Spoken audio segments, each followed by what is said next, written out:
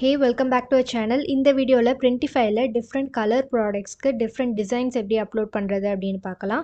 நம்ம Hustling Minds சேனல்ல print on demand and digital products பத்தி தான் வீக்லி வீடியோ ஷேர் பண்றேன். நீங்களும் இந்த மெத்தட்ல earn பண்ண இன்ட்ரெஸ்டடா இருந்தீங்கன்னா மறக்காம subscribe பண்ணிக்கோங்க. வீக்லி giveawayல பார்ட்டிசிபேட் பண்ணுங்க and free Etsy toolkitடையும் டவுன்லோட் பண்ணிக்கோங்க.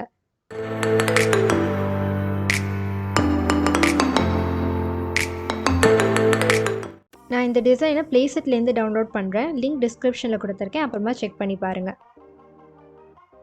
ஸோ டிசைன்ஸ் டவுன்லோட் ஆகிடுச்சு. இப்போ ஒரு ப்ராடக்ட் சூஸ் பண்ணிக்கலாம்.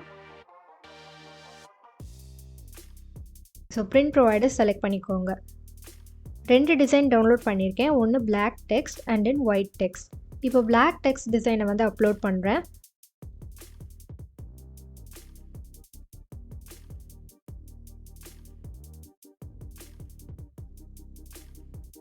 நெக்ஸ்ட் கலர் சூஸ் பண்ணிக்கலாம்.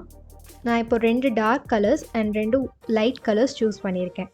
இப்போது இந்த பிளாக் கலர் ஷர்ட்டில் ஒயிட் டெக்ஸ்ட் டிசைன் ஆட் பண்ணுறதுக்கு இந்த ஆப்ஷனை செலக்ட் பண்ணுங்கள்.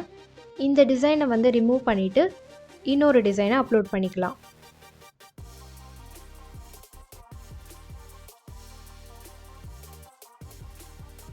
அதே மாதிரி எந்த கலர்ஸ்க்கெல்லாம் சேஞ்ச் பண்ணணுமோ நீங்கள் மாற்றிக்கலாம்.